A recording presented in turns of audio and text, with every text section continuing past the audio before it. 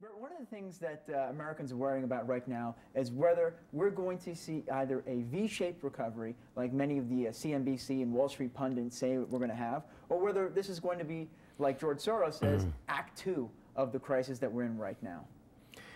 Yes, not that I agree with George Soros most of the time, but this time he may be right.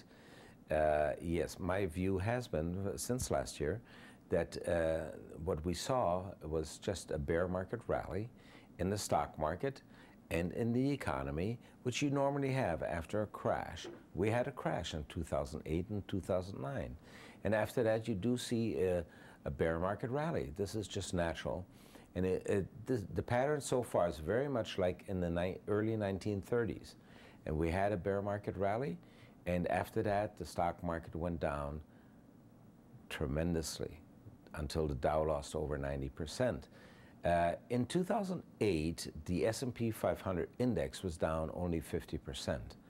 Usually after the bursting of a big credit bubble, a major index doesn't stop going down until it's down about 80 to 90%. So that is still ahead of us. Now, when you mentioned current policies coming out of Washington, there's obviously the financial reform bill, that's looking to be closer to reality in the lives of Americans. What exactly in the financial reform bill really spells doom for America? Well, Dan, unfortunately, all of these bills don't do anything to address the topic or the name of the bill, financial reform. There's nothing in that bill about financial reform. It's all about more power for the politicians. And the powers and the increased bureaucracy coming out of this FinReg bill is absolutely scary. They have the power to take any amount of money or all of your money out of your bank account without prior notice, no notification, no recourse when they do it, out of everyone's bank account. This is very much like Argentina. Remember a few years ago, Argentina ran out of money. They confiscated all the retirement accounts that people had at the banks. They just confiscated the accounts.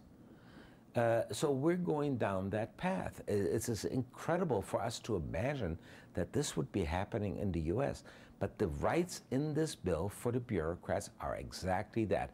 They can actually put you into the poorhouse at will any time of the day. Now, one of the places that many people are optimistic on, not the U.S., is China.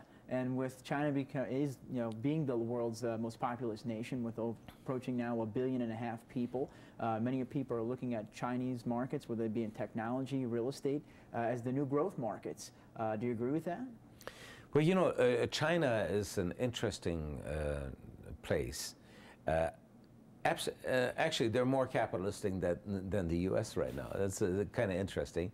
Steve Wynn from the Wynn Casinos, he said that they're considering moving their headquarters to Macau because he said the Chinese government is more dependable than Washington. So that's interesting. However, the huge stimulus that China has created for their economy last year in order to prevent a total meltdown was humongous. On a per capita basis, it was about 4 times greater than what the Federal Reserve and the U.S. Treasury did in the U.S. So this was a huge amount of stimulus. It went into the banks, and the banks lent it to the real estate speculators. So the speculators drove real estate prices up to obscene levels, to levels that no one really can afford, or most people in China cannot afford. Do you think the U.S. could paper over a Chinese real estate bubble burst? No way. China has been the biggest financier of U.S. debt. And even China, if they would commit all of their reserves to buying U.S. debt, it wouldn't be sufficient to finance the U.S. debt. So now that they're going to have their own immense problems in China, they're not going to commit any more money to U.S. treasuries. Bert Doman, founder of Doman Capital Research Institute.